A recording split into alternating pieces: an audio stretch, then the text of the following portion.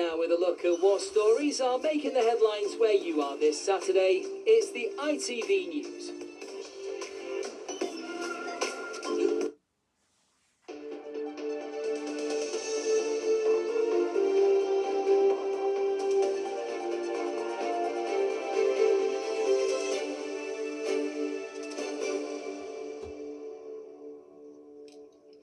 And good evening from ITV News, Tyne.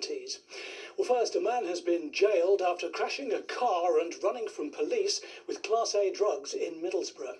Wilson Wanganai tried to escape police by driving down a pedestrian path.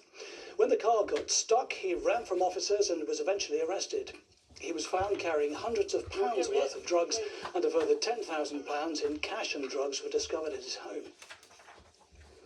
Local rugby teams came together today to raise awareness of meningitis after teenage player Jack Bolam died within 48 hours of feeling unwell. Jack's mother, Joanne, says the event, which also marks what would have been his 21st birthday, was a special day. Lewis Andrews went along. Let's go, Novo! At Sutherland Park, it looked like any other match day, but this one meant a whole lot more. Rugby player Jack Bolam was just 19 years old when he died from meningitis, just 2 days after he began feeling unwell. To mark what would have been his 21st birthday, local teams competing, as well as those who played alongside him. I remember Jack on my first training session, being this big guy, and I was a bit intimidated by him, because I knew him from school and everything, but I'd never played with him before. I was a bit intimidated to run at him. But he was the nicest guy. Oh, he was always happy. He was really, really kind. Sometimes too kind, like a big friendly giant, you know.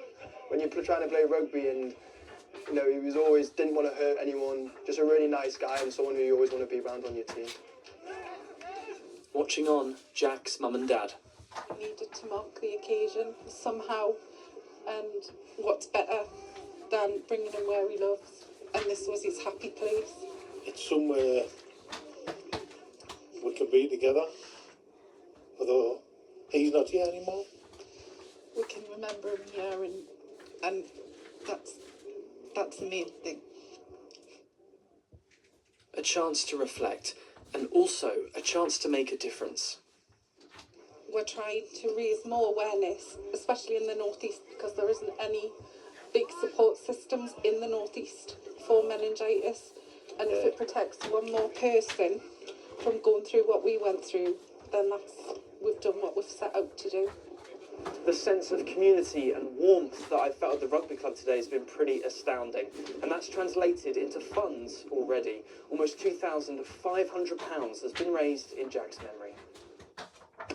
Thousands raised, and a community celebrating one of their own. Lewis Andrews, ITV News.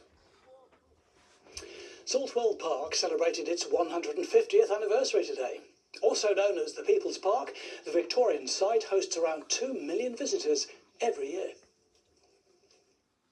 Saltwell Park was opened 150 years ago at a time when we were industrialising and public health was of real concern. So for people to have somewhere nice to go, a place of peace and tranquility, was absolutely important. So it was opened as the People's Park. Gateshead Council bought it from the landowner for £35,000, and I think that's again just testimony to how we've always prioritised culture in Gateshead. Sport now, football first, and after last weekend's men's derby between Newcastle and Sunderland, tomorrow it's the women's turn.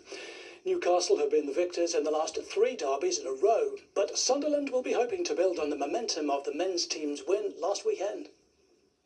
Part of my job is to make sure that we stay focused on, you know, us and the controllables for us internally, and try and sort of manage a little bit of that emotion and I suppose the nostalgia and all the bits that go with it. Even in the times when we've played Newcastle, like you feel the buzz, you feel the gravity of the game, you feel how much it means to people, and it means a lot to the girls in both teams. You have some girls in each team that are fans of the club that they're playing for. And in rugby union, Exeter scored 5 first-half tries to claim a 38-14 win over Newcastle at Kingston Park last night. The hosts were trailing after 25 minutes following 4 quick tries, and although Christian Wade responded, they faced a difficult task. Newcastle put in a slightly improved display in a slower second half, but it just wasn't enough. Well, that wraps it up from me and the team so far today here at ITV Tyne Tees. We're back tomorrow at 10 to 7. Now the weather.